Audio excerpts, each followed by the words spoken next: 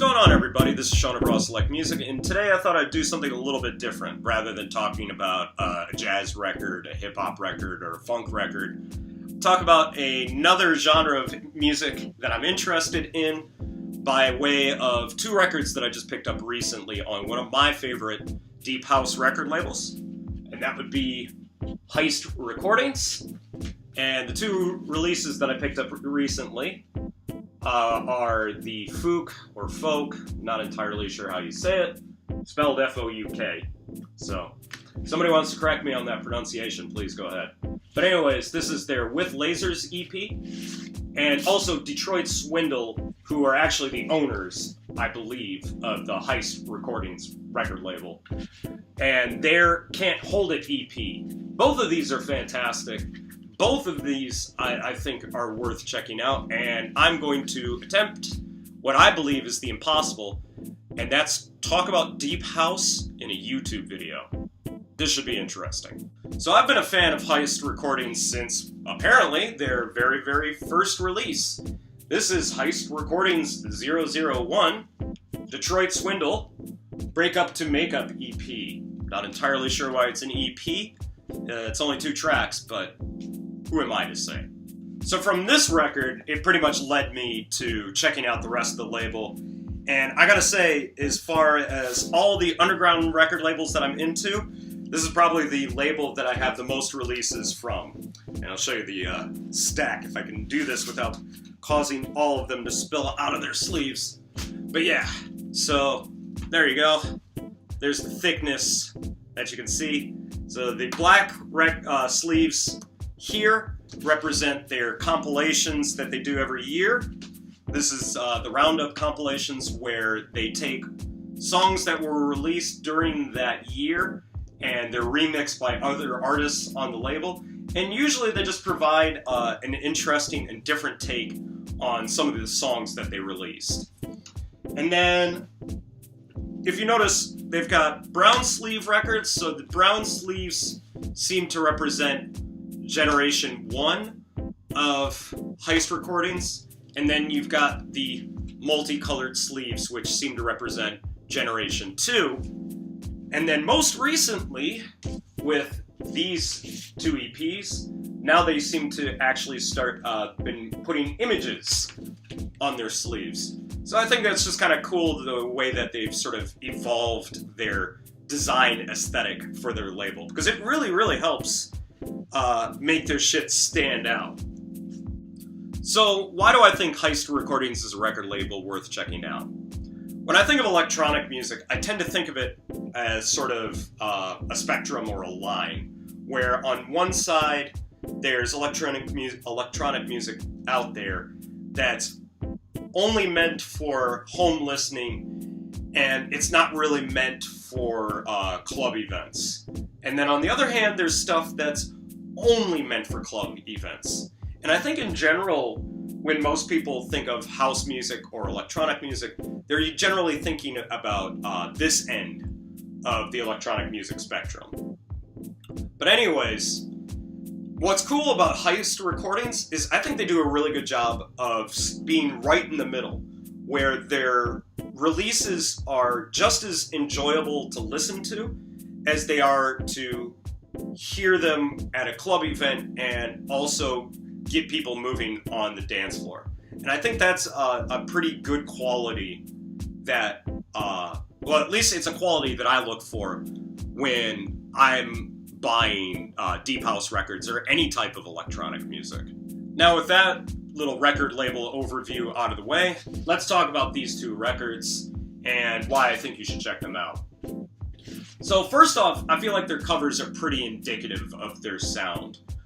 Both of these records have a very open, airy, bright, outdoors, should be played at a outdoor festival sort of vibe to them. Both of them are pretty up-tempo, and if they're not meant for peak time, they're definitely there for pushing the crowd to peak time. In terms of actual sound on these 2 records, they are pretty different from each other.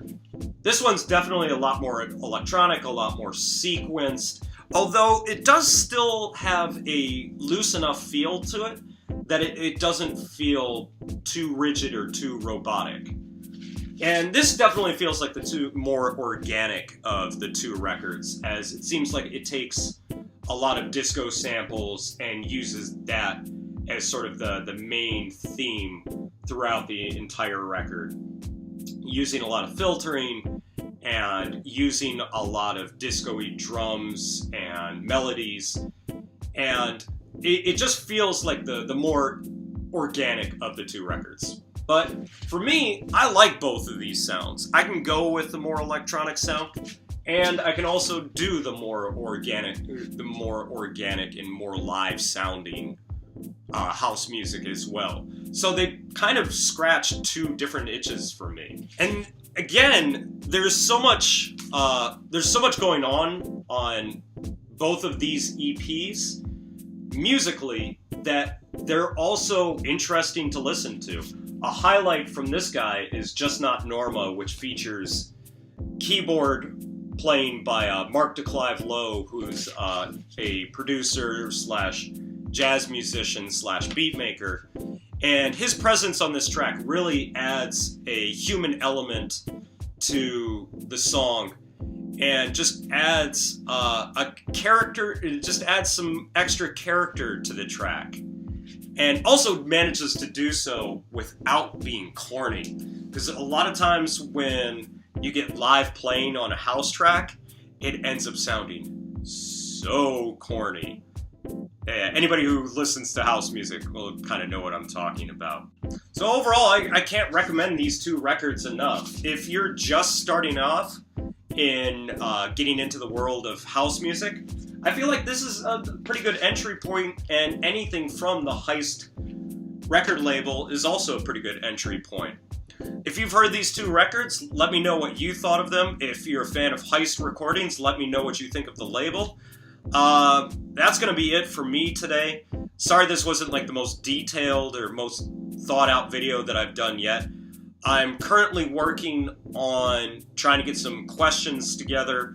I'm going to start, hopefully, trying to interview some DJs around town, so you don't think that this is just my reality, and I can actually give you an idea of what life in Japan is like, and also sort of get an idea of what some people, what's the mindset for different DJs around Japan. Hopefully this will be interesting. Hopefully I'll work up the nerve to actually do it. And also coming up, which is why I'm wearing this Iron Flag shirt, I am DJing with none other than Jazzy Sports Groove Man Spot. He's one of my favorite Japanese DJs. He's also a really nice guy. And hopefully, if I can work up the nerve too, I want to do an interview with him. So hopefully this is content that will be coming to YouTube, so it's not just me always sitting in this room talking to my camera like this. But hopefully you got something out of this. Hopefully you learned about a different label that maybe you hadn't heard of. And if you like my videos, like, subscribe, always go into the description because that's where I put my links. Check me out on WordPress, Steam it. Follow me on Twitter. I do post occasionally on there, but it's mostly just I've released a video sort of thing. Sort of the snake eating itself. And also on Instagram. Also make sure you check out on Mixcloud. I just put up my most recent mix, which is totally different from anything that I talked about in this video. And once again, I am terrible at finishing these, but hopefully I will have some new different content for you all in the future. And yeah, thanks again for watching, and yeah, thumbs up.